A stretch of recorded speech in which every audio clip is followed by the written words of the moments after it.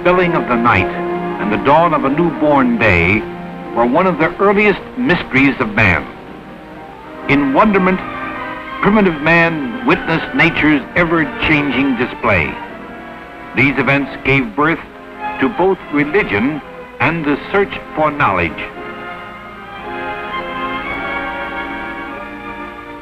In ancient Egypt, the adoration of and the inquiry into nature reached unparalleled heights in the inspired concepts of Pharaoh Akhenaten. Beautiful you rise upon the horizon of heaven, O living sun, you who have existed since the beginning of things. The whole world is filled with your loveliness. You are the god Ra, and you have brought every land under your yoke. Gather them in with the force of your love. From this ancient beginning came the form and substance of the great tradition of the Rose and Cross.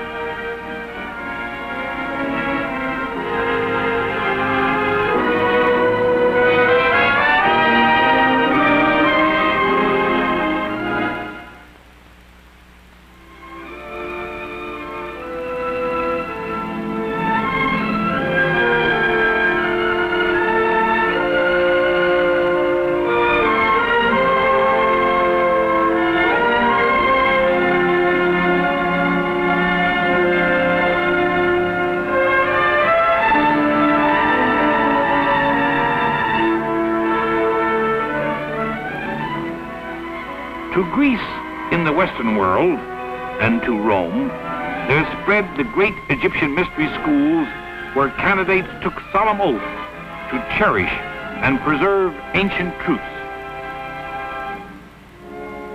Here in the Roman Forum, the central focus of the old city, are the remains of once splendid temples and monuments that served the ancient Roman religious and secular needs.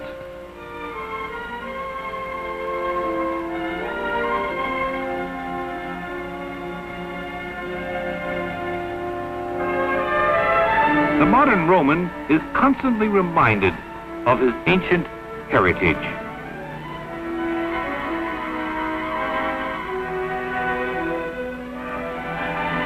As the old adage states, all roads lead to Rome.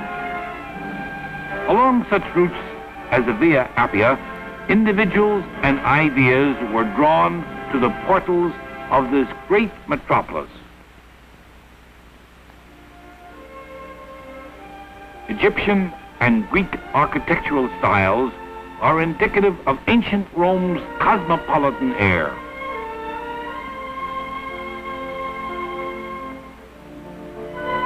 The Pantheon.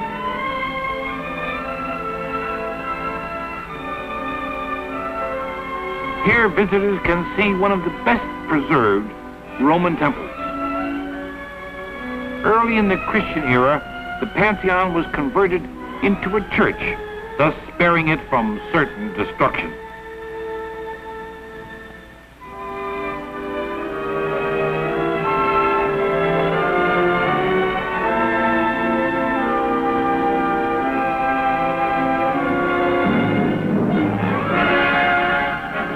The Eternal City bestowed as a great legacy the rebirth of culture. Her massive ruins were stern reminders of another, greater age.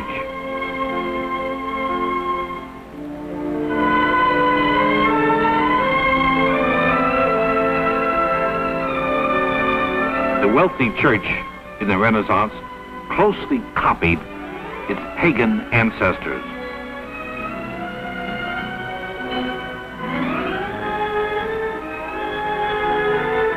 In keeping with Roman tradition, the popes erected elaborate fountains in beautifully planned squares. All are obvious attractions for small boys.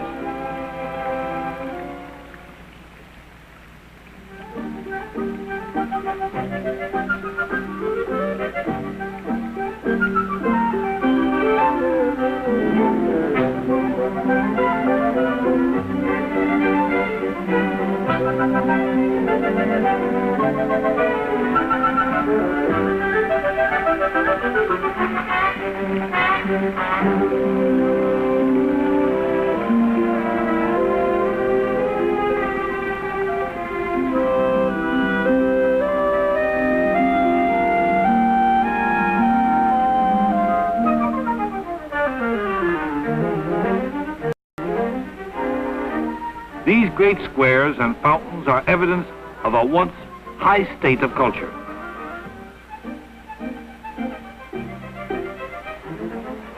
It is said that if a visitor tosses a coin into this fountain, he will surely return to Rome.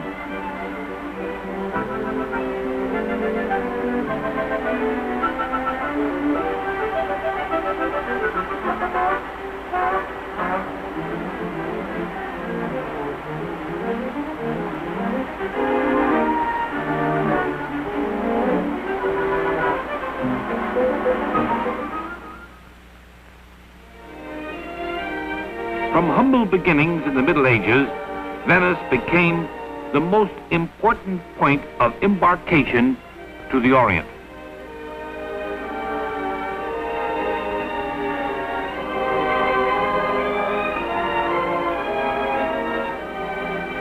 Because of geographic necessity, Venetians live today very much like they did centuries ago.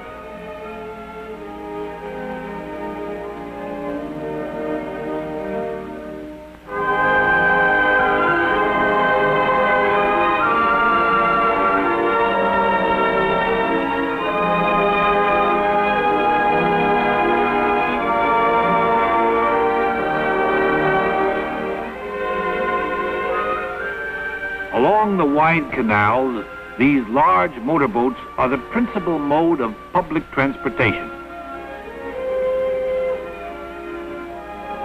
The traditional gondolas are still used in the labyrinth of small canals.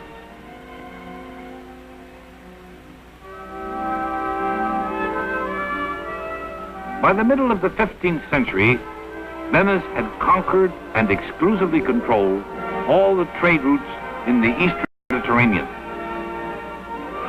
The Basilica of St. Mark exhibits a decidedly Oriental influence. Most of the building material, including the decorations, were given in tribute by vanquished empires.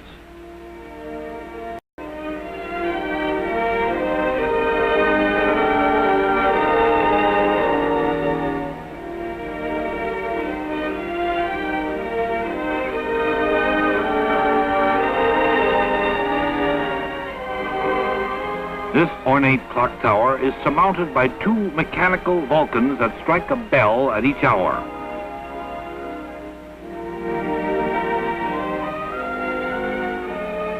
Before Venice was incorporated into the modern Italian state, her elected ruler, Doge, resided here. During the summer months, Venice is host to thousands of visitors. They come here to enjoy the museums, the intriguing streets and canals, and other sights of this historic city.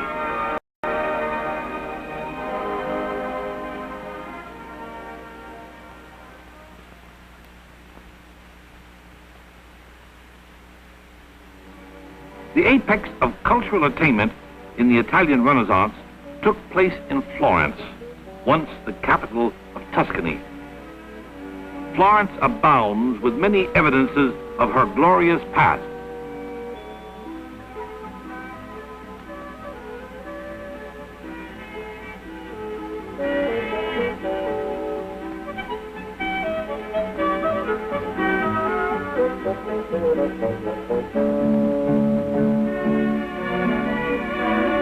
Outside the Signorial Palace, where the rulers of the Republic met, is the statue of David.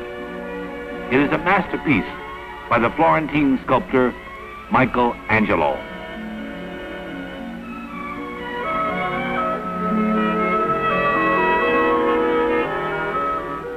Though Florence is renowned for her artists, her most famous son is Dante, the founder of the modern Italian language.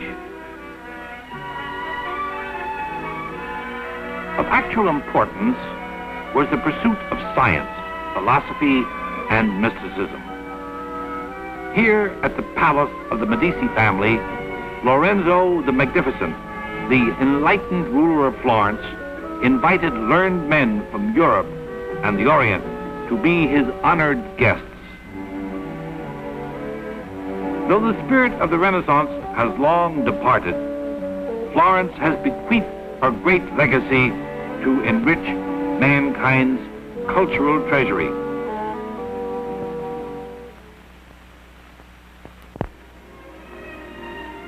The Alps, that enormous east-west barrier that separates the Mediterranean world from Northern Europe.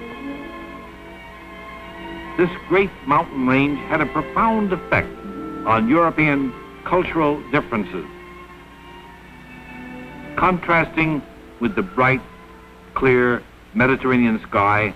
The misty and tempestuous weather to the north gave its inhabitants a more introspective outlook.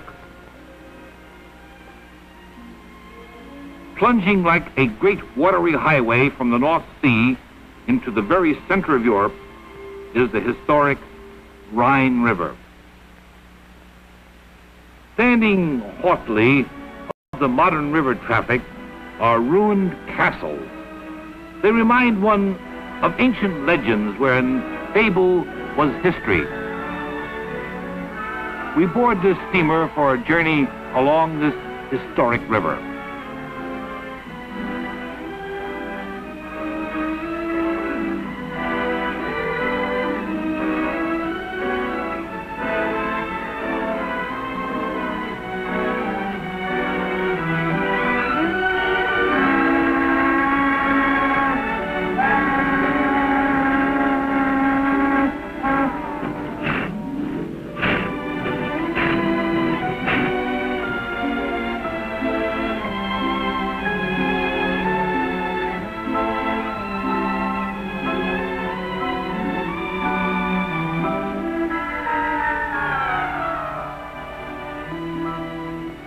The small villages along the river's bank derive their income from the production of excellent local wines.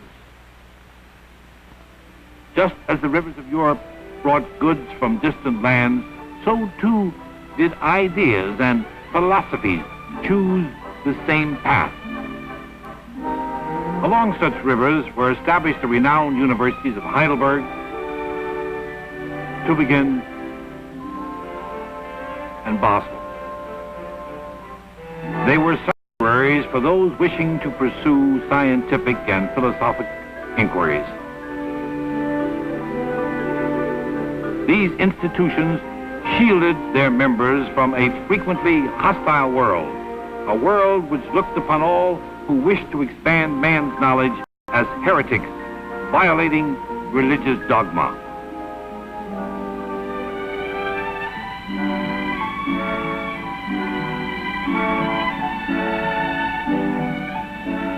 Untouched by modern wars, old Basel presents a unique view of a medieval city.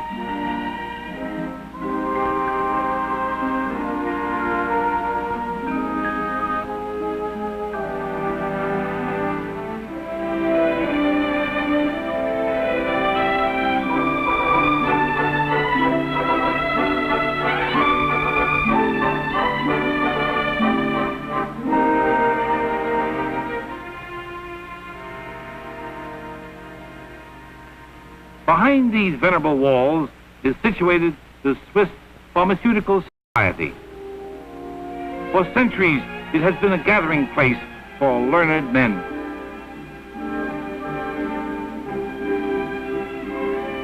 Here was practiced alchemy, the father of chemistry. Alchemy came to Europe from the Orient during the Middle Ages.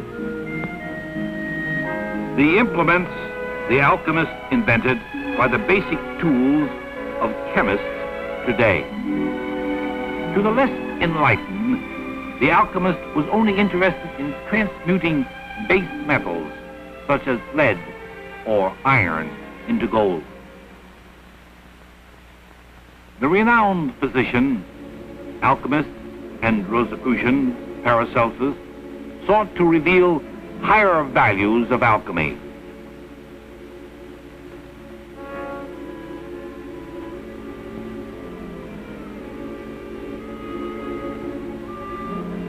Masters, look, I have found it. The Philosopher's Stone, key to the transmutation of all base metals into precious gold.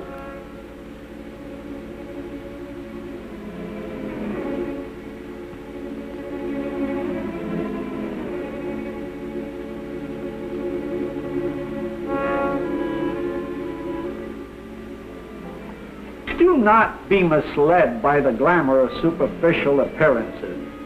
The true Philosopher's Stone is not a material substance found in vapors or furnaces. The stone is not found. It is attained through work and worship, an essence of divinity which man must uncover within himself.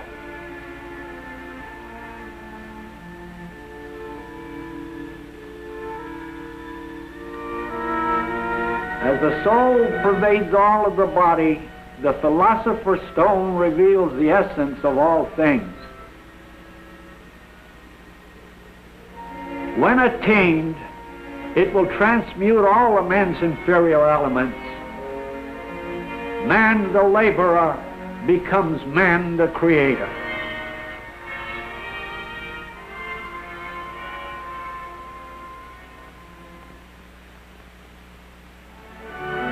Many Rosicrucian centers were not confined strictly to academic enclaves, but often were found in remote locations.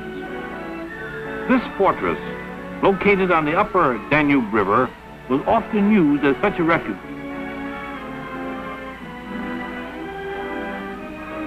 Because of the sanguine effects of the religious Reformation, Rosicrucians felt it was the proper time for their movement to assert itself in redirecting the faltering European civilization. It was in Lüneburg in 1598 that the first Rosicrucian convention was held, for the purpose of plotting the future course of action.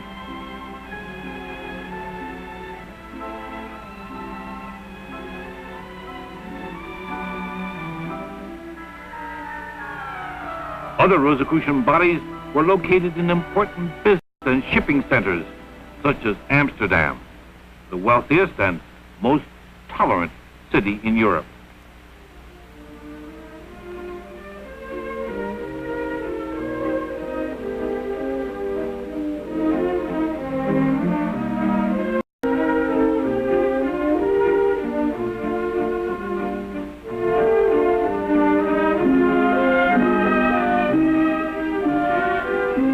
At the Rijksmuseum is deposited a great treasure of Dutch and Flemish art.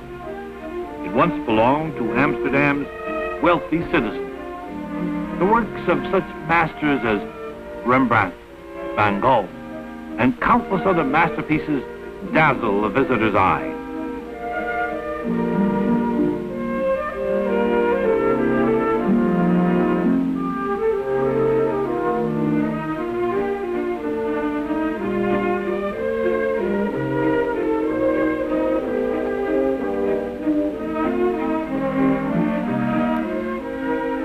These quaint but highly practical Dutch warehouses were built before the invention of elevators. They must have supplies hoisted up by block and tackle.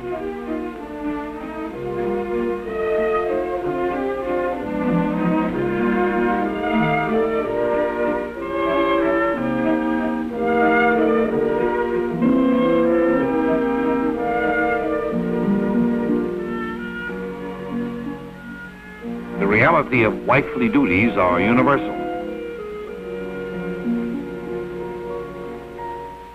Here, in the days of wooden ships, wives of seamen would ascend this tower to search the horizon for their husbands. Some were lost forever to the sea. The modern port has long outgrown the old city, but Amsterdam has not lost her characteristic freedom and prosperity. If ancient Rome was considered the cultural center of Europe, then Paris must be her heir.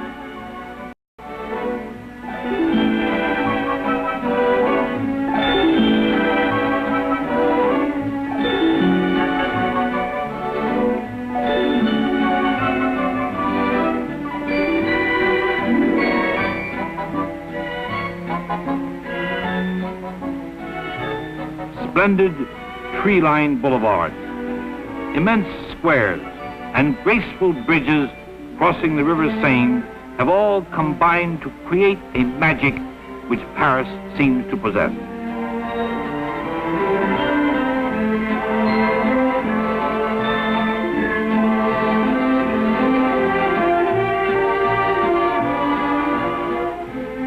Here the artist is hero, for he symbolizes the French inclination for individuality, no matter how eccentric.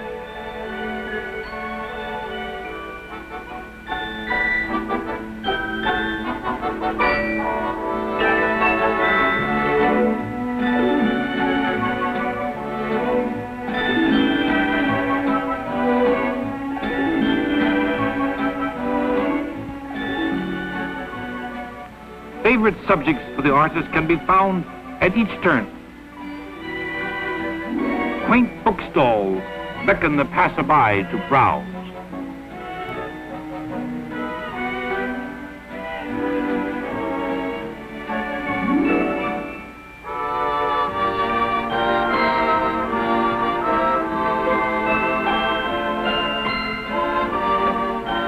Inviting sidewalk cafes along the boulevard cause one to tarry.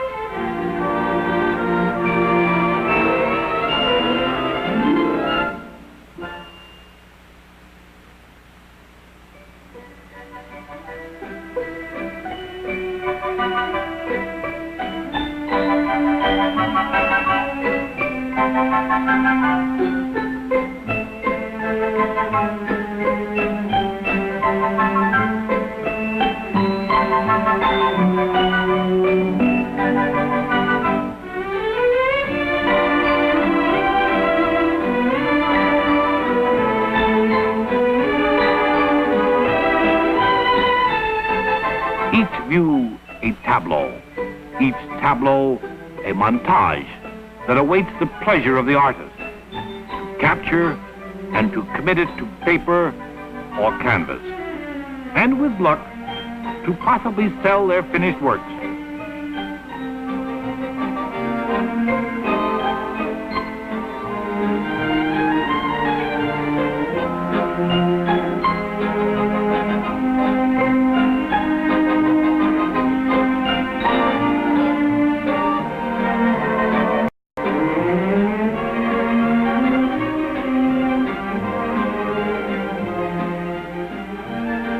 Hidden among the narrow streets in the older quarters of the city are places especially important to early Rosicrucian history. In the old Latin quarter is located this inconspicuous square. Here the beginnings of French education took place. The square's name is derived from the illustrious Albertus Magnus, a great educator in Rosicrucian. He attracted many students, including the famous philosopher Thomas Aquinas. Nearby is the University of Paris, the leading university of the French-speaking world. At the time of Albertus Magnus, the university was no more than a hostel for poor students, conducted by Robert Sorbonne.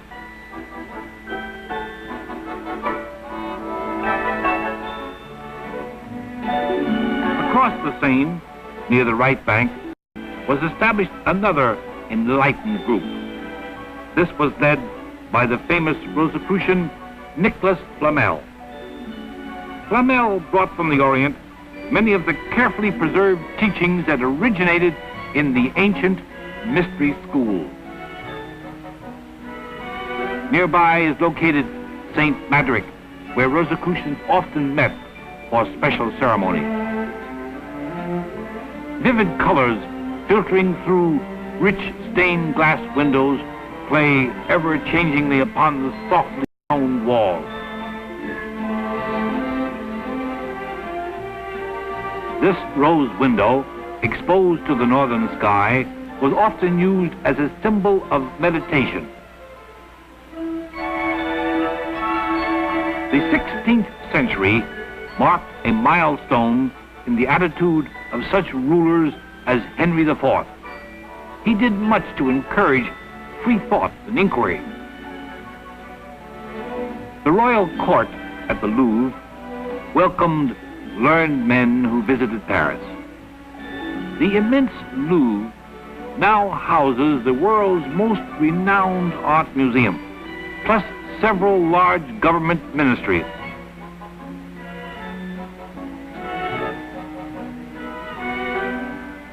Foremost of the Paris salons was the Palais Royal. Here, Voltaire, Rousseau, the Rosicrucian Cagliostro, and other important personalities were guests.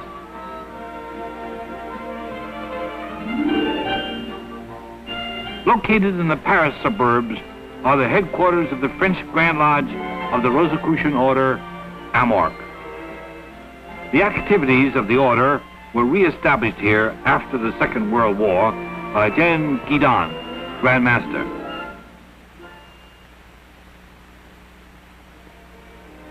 Modern French Rosicrucianism is greatly indebted to Mademoiselle Guidon for her tireless preparation in expanding the order.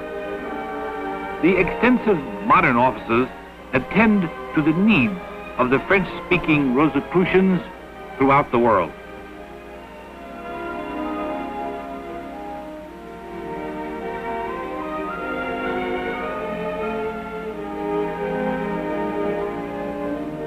Dr. Raymond Bernard, the present Grand Master, is extensively engaged in the propagation of the order. One of his responsibilities is the direction of the International European Convention that receives delegates from over 20 countries.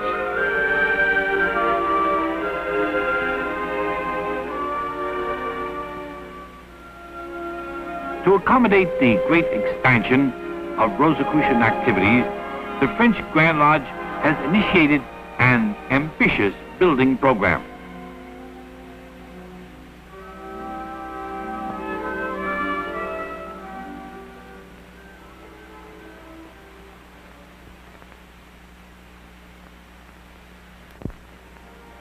Here in southern France can be found some of the deepest roots of French culture and tradition. Though for many centuries this land has been a part of the French state, the early inhabitants were quite independent from the temporal rule of Paris and the dogma of Rome.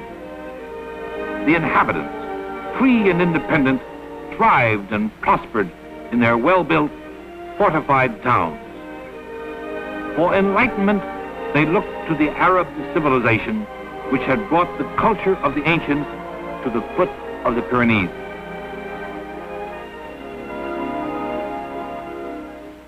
The mystic city of Toulouse. This vanquished protector of freedom of thought hides her scarred memories well.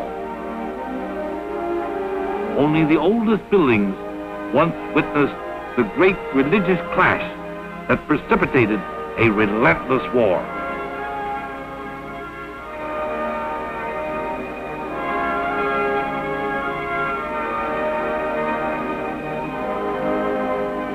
Here at his palace, Count Henry IV tried valiantly to protect the new enlightenment from the wrath of the traditional church.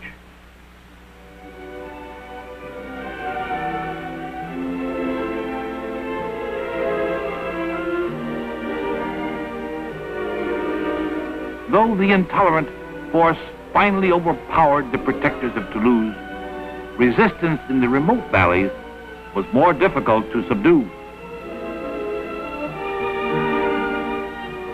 gaunt ruins are the sole reminders of these refugees. The last stronghold of resistance was Montségur. It was subdued by the wrathful avenger Simon of Montfort. After the massacre, the important mystical movements became highly secret and esoteric. They hoped to preserve their ancient tradition for a more tolerant age.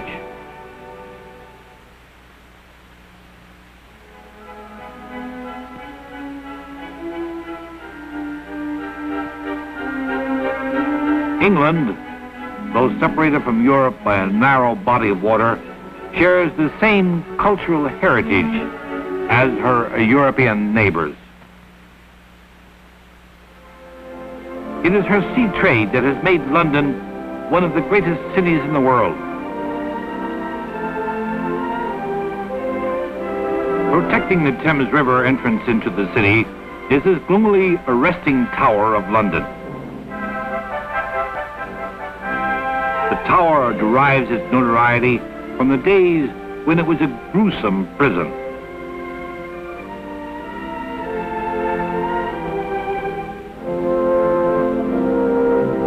Further up the river is Westminster and the Houses of Parliament. Here presides the ruling legislative body.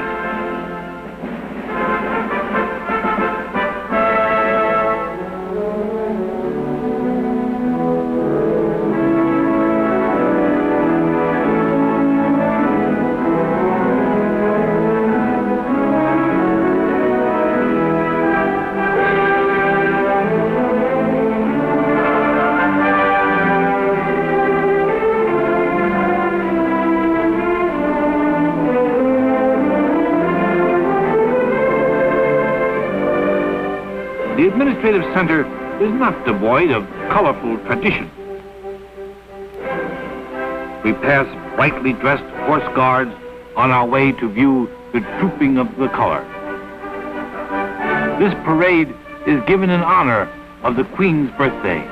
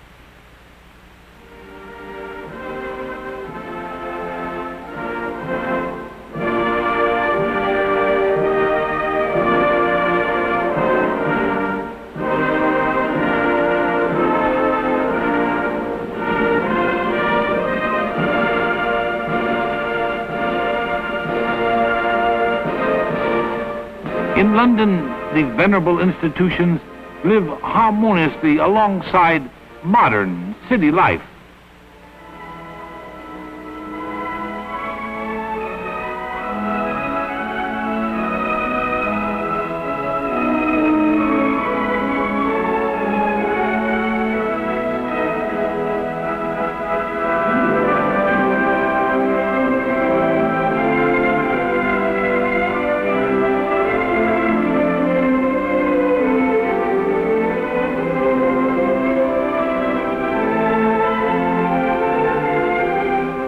At Hyde Park Corner, one finds visible evidence of the Englishman's long-cherished freedom of speech.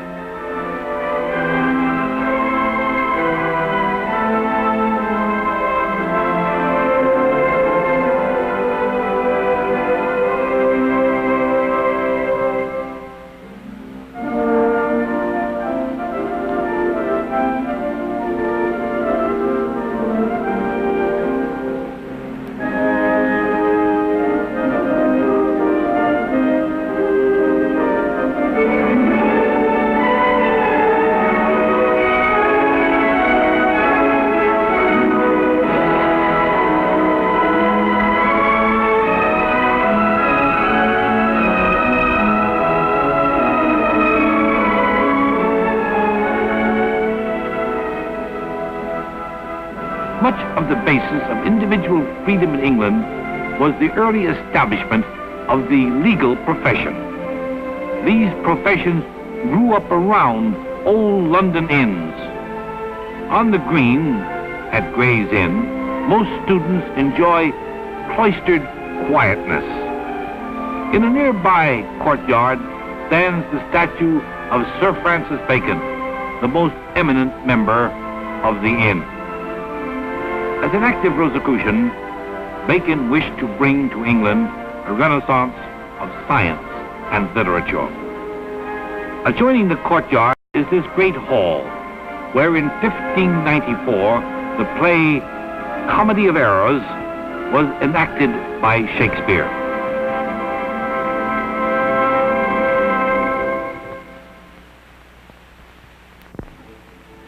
North of London, in rolling countryside, is the manorial estates once belonging to the Bacon family. The ruins of the family home, to which Francis was so greatly attached, stands on a gentle slope. The old building is now being restored by the government. It was abandoned for more sumptuous accommodations, which now preserve many of Bacon's possessions.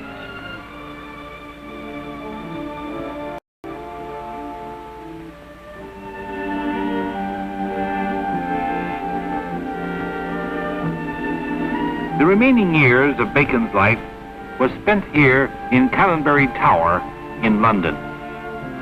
Rosicrucian members are greatly attracted by this 16th century relic.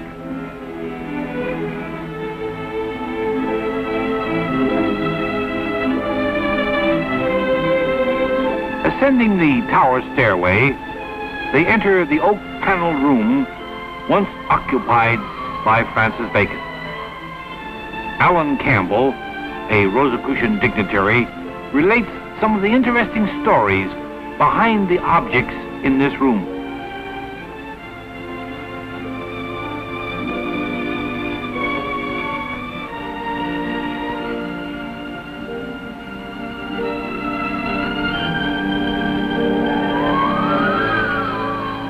After retiring from public life, Francis Bacon spent the last years writing and experimenting here.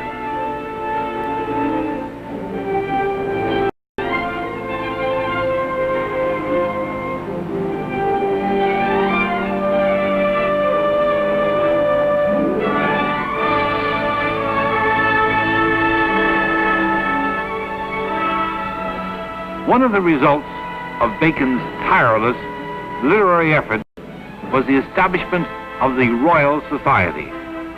It is the most learned body in England. Its members include some of the world's most eminent scientists and philosophers. By the end of the 17th century, the first organized Rosicrucian group to leave the old world sailed from England to America. They established a settlement founded on Rosicrucian principles that were enumerated in Bacon's work, The New Atlantis. Led by Johannes Kelpius, the first group settled near Philadelphia on land donated by William Penn. Later, seeking a large tract of land, the Rosicrucians settled in the rich farm area of Lancaster County, Pennsylvania. They established an industrious colony at Ephrata. The site, with its original buildings, is now preserved by the Pennsylvania Historical Commission. Members of the Ephrata choir, wearing traditional gowns, proceed to the main meeting hall for choir practice.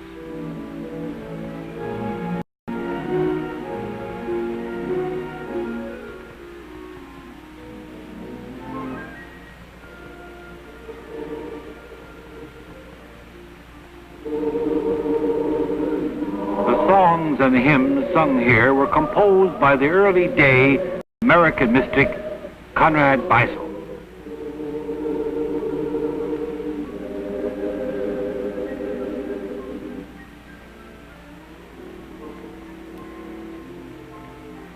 early day Rosicrucians that first settled in Philadelphia played a prominent role in the founding of the new nation. The Declaration of Independence was the instrument and fulfillment of ideals and desires of visionary men throughout the ages. It was the hope for a place where man's highest self would be able to ascend to new heights.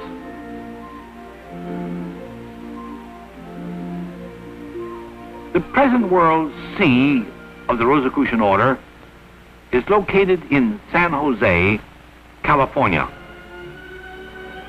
Its Rosicrucian Park contains administrative buildings attending to the requirements of this great international body.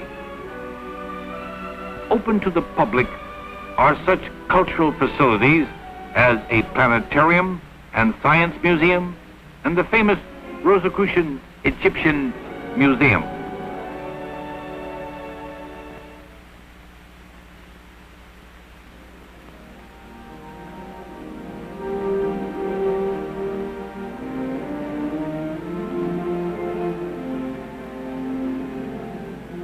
The present organization was founded by Dr. H. Spencer Lewis, first imperator of the Rosicrucian Order for its second cycle. We are often spoken of as a college or a university, but really, in that regard, we are quite different from other universities and colleges inasmuch as we do not devote our time and thought exclusively to the development of the mental and purely intellectual powers and abilities of man, but rather to the spiritual and cosmic unfoldment of his higher and more latent possibilities. Thus, through his guidance, was established the physical organization, representing the spirit of man's eternal search for that truth and knowledge which transcends material limitations and provides peace profound.